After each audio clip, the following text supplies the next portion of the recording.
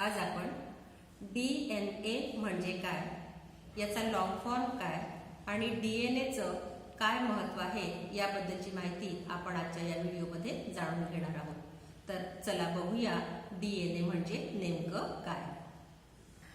विद्यार्थी मित्रांनो, DNA म्हणजे काय हे समजून घेण्यापूर्वी हा DNA कुठे आढळतो याबद्दलची माहिती आपण समजून घेणार आहोत। तुम्हाला इथे एक आकृती दाखवलेली आहे, ही एका पेशीची आकृती आहे। तुम्हाला माहिती आहे सर्व सजीवांची रचना पेशींपासून झालेली असते। तर ही एक पेशी आहे आणि या पेशीमधले घटक आपण जाणून घेऊया। पेशीचं जे बाहेरचं आवरण आहे तिला पेशी आवरण म्हणतात।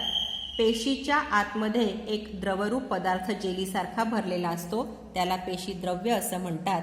आणि या पेशी द्रव्यामध्ये विविध अंगके यामध्ये असतात आणि ही पेशींची अंगके विविध कार्य करतात, जसं की माइटोकॉन्ड्रिया, गॉल्जी बॉडीज, लायसोसोम्स, हरित लवके या प्रकारची पेशी अंगके या पेशी द्रव्यामध्ये आढळून येतात। यानंतर आणखी एक घटक तुम्हाला इथे मुख्य करून दाखवलेला आहे, तो म्हणजे पेशीचे केंद्रक।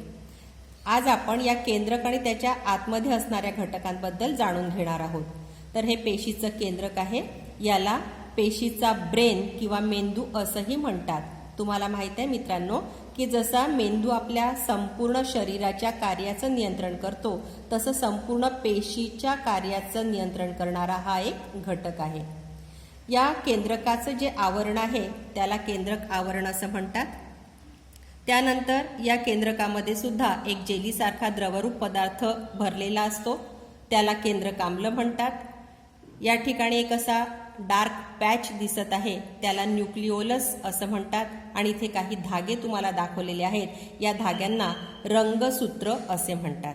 आज आपण या धाग्यांबद्दलच, या रंगसूत्रांबद्दलच माहिती जाणून घेणार आहोत।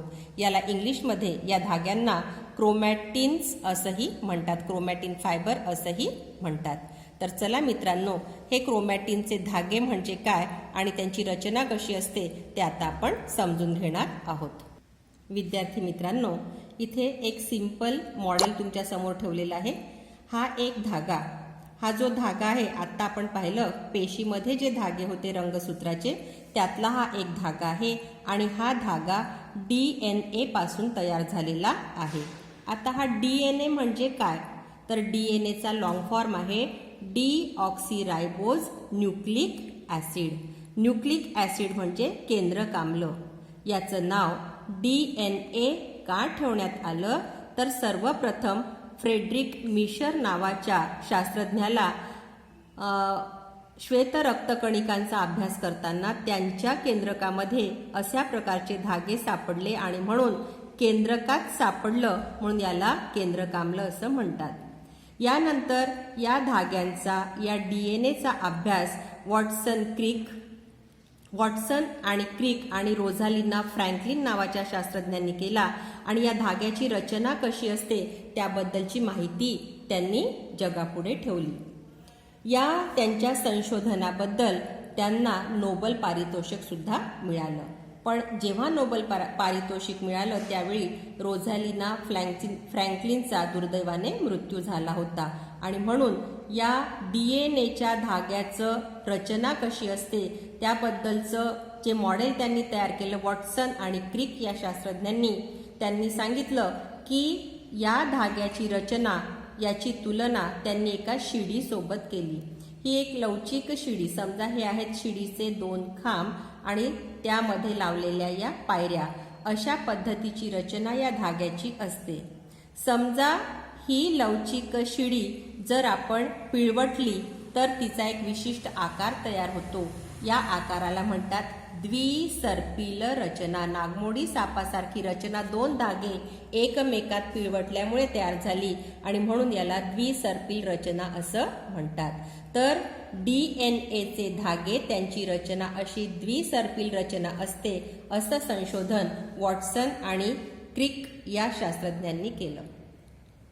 हा DNAचा एक मोठा रेणू असतो, लांब अशी अखंड साखळी असते आणि आपल्या मानवी शरीराच्या पेशीमध्ये जवळपास 1 मीटर लांबीचा हा DNAचा धागा असतो। आता हा डीएनएचा लांब धागा बनताना त्याचे छोटे छोटे खंड असतात. तुम्हाला माहिती आहे, एखादी भिंत बांधायची असेल तर ती कशापासून बांधली जाते मित्रांनो? विटांपासून. विटा रचून भिंत तयार होते. त्याचप्रमाणे या ठिकाणी छोटे छोटे लहान लहान खंड एकमेकांशी जोडून हा लांब एक धागा डीएनएचा तयार होतो. हे जे छोटे खंड आहेत, लहान खंड आहेत, त्यांना म्हणतात न्यूक्लियोटाइड. तर विद्यार्थी मित्रांनो, आपण आता काय समजून घेतलं की पेशीच्या केंद्रकामध्ये काही धाग्यांच्या स्वरूपात रंगसूत्रे आढळतात आणि हे धागे डीएनए पासून तयार झालेले असतात. डीएनएचा लॉंग फॉर्म आहे डीऑक्सीरायबोज न्यूक्लिक ॲसिड. न्यूक्लिक ॲसिड म्हणजे केंद्रकाम्ल. हे धागे केंद्रकात सापडतात म्हणून यांना डीएनए असं म्हणतात. डीएनएची रचना कशी असते याबद्दलचं संशोधन आणि त्याबद्दलचं नोबेल पारितोषिक कोणाला मिळालं? वॉटसन आणि क्रिक या शास्त्रज्ञाला. त्यांनी काय सांगितलं? या धाग्याची रचना कशा पद्धतीची आहे असं वर्णन केलं. द्विसर्पिल रचना या धाग्यांची असते असं त्यांनी वर्णन केलं. आणि या धाग्यांमध्ये ही जी रचना आपण पाहिली, हे जे शिडीचे 2 खांब आणि मधल्या पायऱ्या, आता हे प्रत्येक स्ट्रक्चर किंवा ही रचना कशापासून बनलेली आहे? लहान खंडांपासून, आणि त्याला म्हणतात न्यूक्लियोटाइड. आता आपण हे न्यूक्लियोटाइड म्हणजे काय आणि त्याची रचना कशी असते ते समजून घेऊया. इथे एक तुम्हाला छोटंसं मॉडेल दाखवलेलं आहे. ही ज्याप्रमाणे वीट आणि विटेपासून भिंत तयार होते त्याप्रमाणे न्यूक्लियोटाइड पासून म्हणजे या विटेपासून डीएनएचा एक लांब धागा तयार होतो. तर डीएनएच्या या विटेची रचना कशी असते, ही वीट म्हणजे न्यूक्लियोटाइड कशा रचनेची असते ही आपण या ठिकाणी बघणार आहोत. डीएनएचा हा न्यूक्लियोटाइड 3 घटकांपासून बनलेला आहे. कोणते 3 घटक आहेत? एक आहे शुगर. शुगर म्हणजे शर्करा. दुसरा घटक त्याच्याशी जोडलेला आहे तो म्हणजे फॉस्फेट. आणि तिसरा घटक जोडलेला आहे त्याला नायट्रोजिनस बेस असं म्हणतात. म्हणजे हा न्यूक्लियोटाइड 3 घटकांचा बनलेला आहे. शुगर म्हणजे शर्करा, फॉस्फेट आणि नायट्रोजिनस बेस. मित्रांनो, आता आपण न्यूक्लियोटाइड मधले जे 3 घटक आहेत ते आणि त्यांची रचना कशी आहे ते समजून घेणार आहोत.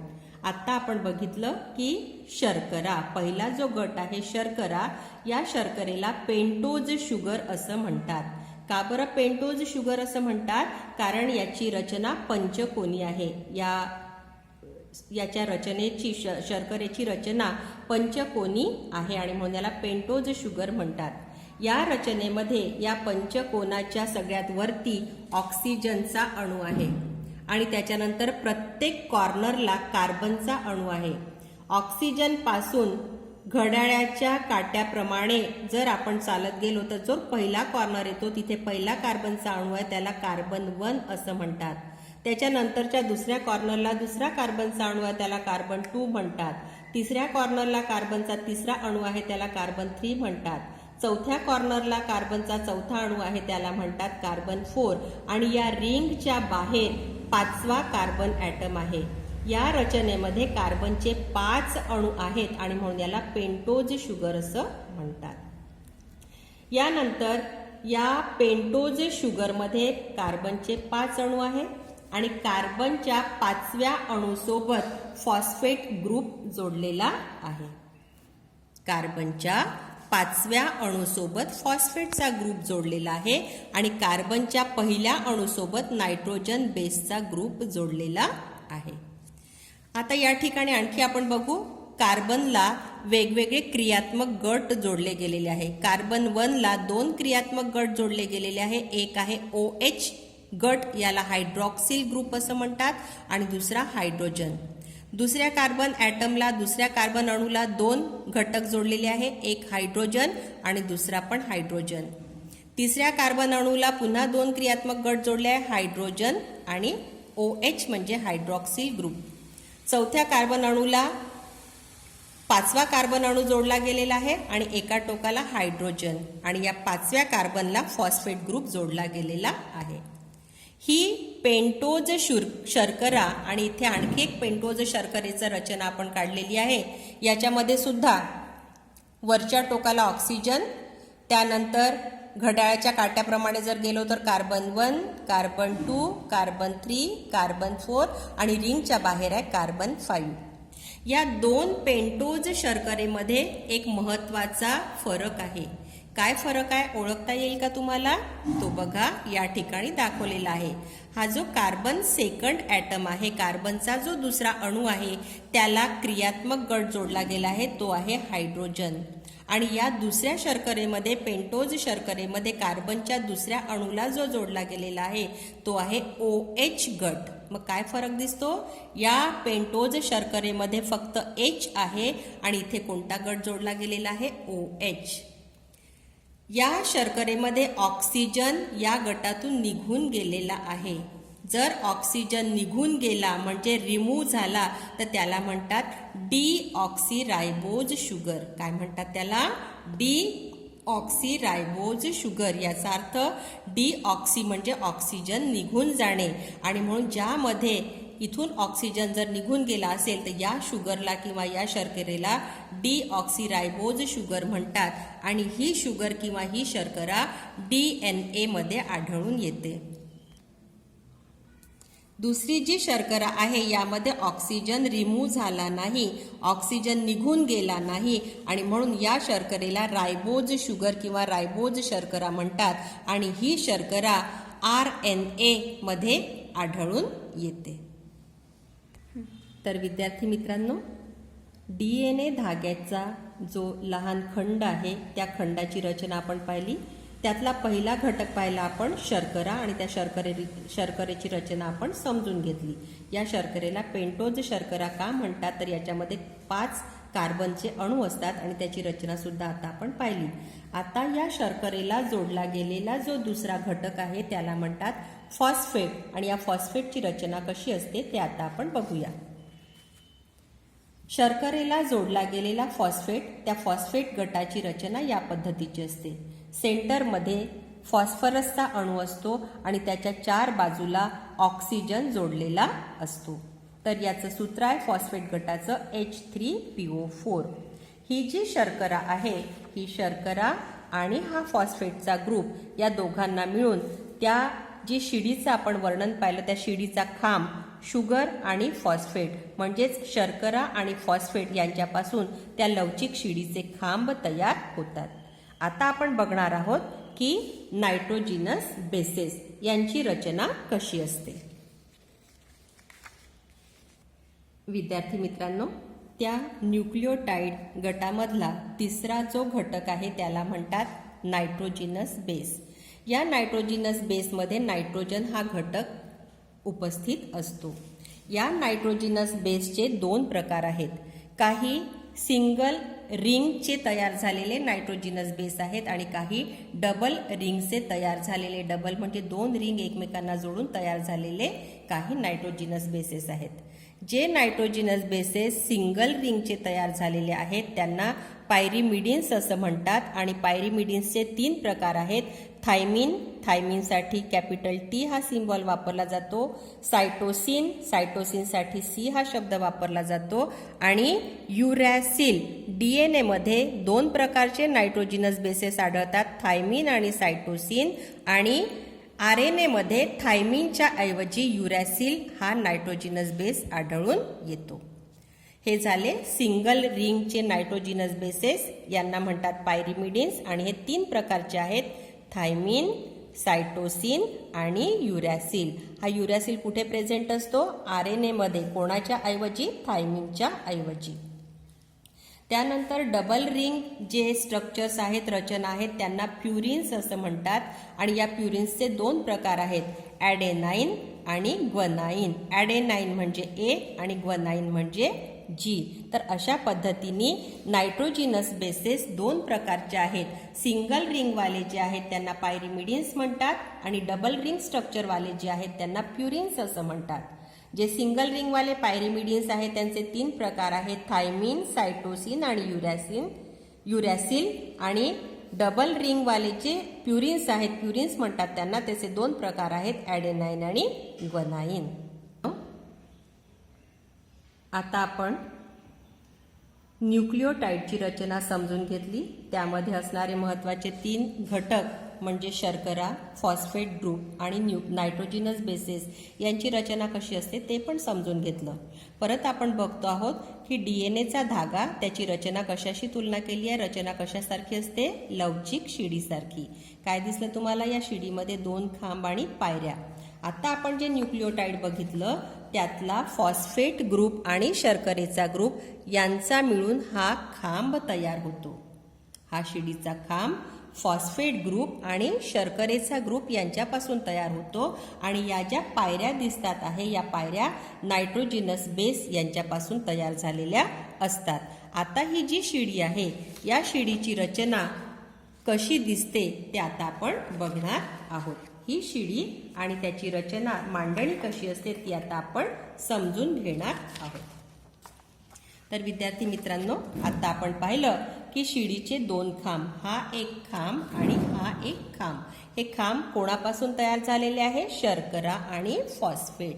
आणि मधल्या ज्या पायऱ्या आहेत, या पायऱ्या कशापासून तयार झालेल्या आहे? नायट्रोजिनस बेस. या ठिकाणी तुम्हाला लक्षात द्यायचं आहे की 2 न्यूक्लियोटाइड्स एकमेकांशी कसे जोडले जातात. या सिंपल मॉडेलमधून आपण समजून घेणार आहोत की 2 न्यूक्लियोटाइड एकमेकांशी कसे जोडले जातात.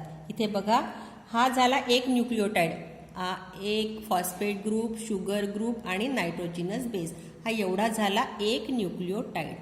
हा न्यूक्लियोटाइड या दुसऱ्या न्यूक्लियोटाइड बरोबर जोडला गेलेला आहे. ठीक आहे. हा न्यूक्लियोटाइड त्याच्या खालच्या न्यूक्लियोटाइड बरोबर जोडला गेलेला आहे. मग आता हे एकमेकांशी कसे जोडले जातात ते समजून घेऊया. या ठिकाणी पेंटोज शर्करा आहे. कशी मांडणी आहे तिची? ऑक्सिजन सगळ्यात वरच्या टोकाला आहे आणि हे 1, 2, 3, 4 हे नंबर्स जे दाखवलेले आहेत ते कार्बन आहे. इथे कार्बन 1, कार्बन 2, कार्बन 3, कार्बन 4 आणि रिंगच्या बाहेर जो असतो तो कार्बन 5. कार्बन 5 बरोबर कोण जोडलेला असतो? फॉस्फेटचा ग्रुप. या ठिकाणी रचनेच्या सुरुवातीला कोणता कार्बनचा अणू, कोणत्या नंबरचा अणू वरच्या साईडला आहे? 5व्या नंबरचा कार्बनचा अणू वरच्या साईडला आहे आणि म्हणून या टोकाला 5 प्राइम एंड असं म्हणतात. काय म्हणतात या टोकाला? 5 प्राइम एंड. का म्हणतात? कारण वरच्या बाजूला कितव्या नंबरचा कार्बन आहे? 5व्या नंबरचा. आता या शिडीचा जो खांब आहे त्याचं शेवटचं टोक पाहू. शेवटच्या टोकाला किती नंबरचा कार्बन दिसतोय तुम्हाला? 3. आणि म्हणून याला 3 प्राइम एंड असं म्हणतात. म्हणजेच या एका खांबाचा जर आपण विचार केला तर वरचं टोक म्हणजे 5 प्राइम एंड आणि खालचं टोक म्हणजे झालं 3 प्राइम एंड. एवढं समजलं का? आता आपण याच्या बाजूचा जो खांब आहे, दुसरा खांब, त्याची रचना पाहू. हा खांब, याची सुरुवात आणि याच्या सुरुवातीमध्ये काही फरक दिसतोय तुम्हाला. काय दिसतोय? या ठिकाणी ऑक्सिजन वरच्या बाजूला आहे आणि या ठिकाणी ऑक्सिजन खालच्या बाजूला आहे. एक्झॅक्ट एकमेकांच्या विरुद्ध त्यांची मांडणी आहे. इथे वरच्या टोकाला 5व्या नंबरचा कार्बन आलेला आहे म्हणून याला 5 प्राइम एंड म्हटलं. या ठिकाणी वरच्या बाजूला 3ऱ्या नंबरचा कार्बन आलेला आहे म्हणून या टोकाला 3 प्राइम एंड असं म्हणतात. आणि शेवट येताना बघा, शेवटी काय आलेला आहे? 5व्या नंबरचा कार्बन आणि म्हणून शेवटचं टोक झालं याचं 5 प्राइम एंड. मग इथे काय समजलं तुम्हाला? जेव्हा एक टोक 5 प्राइम एंड असतं, 5 प्राइम एंड असतं, त्यावेळी त्याचं दुसरं टोक कसं असतं? 3 प्राइम एंड. एवढं कळलं? आणि याच्या बरोबरीचा जो दुसरा खांब आहे तो दुसऱ्या खांबाची मांडणी कशी आहे? एक्झॅक्टली याच्या अपोजिट. कशी अपोजिट आहे? या बाजूला जर 5 प्राइम एंड असेल तर दुसऱ्या बाजूला कोणतं एंड आलेलं आहे? 3 प्राइम एंड. इथे ऑक्सिजन वरती आलेला आहे तर या ठिकाणी ऑक्सिजन कुठे आलेला आहे? खालच्या बाजूला आलेला आहे. म्हणजेच या 2 धाग्यांची मांडणी, 2 खांबांची मांडणी कशी दिसते तुम्हाला? एकमेकांच्या विरुद्ध, ज्याला अँटी पॅरलल असं म्हणतात. म्हणजेच डीएनएचे 2 खांब असे एकमेकांना विरुद्ध असतात, यांना अँटी पॅरलल असं म्हणतात. यानंतर आपण बघूया की हे दोन खांब एकमेकांशी नायट्रोजनच्या घटकांनी जोडले गेलेले आहे. इथे जो नायट्रोजनचा बेस आहे इथे ॲडेनाईन आहे. इथे जो नायट्रोजनचा बेस आहे दुसऱ्या शर्करेचा तो थायमिन आहे. नेहमी लक्षात ठेवा ॲडेनाईन हा नेहमी थायमिन बरोबरच जोडी करतो आणि दोघांमध्ये दुहेरी बंध असतो हायड्रोजनचा. काय लक्षात ठेवायचं, नेहमी ॲडेनाईन हा कोणाशी जोडी करतो, थायमिनशी.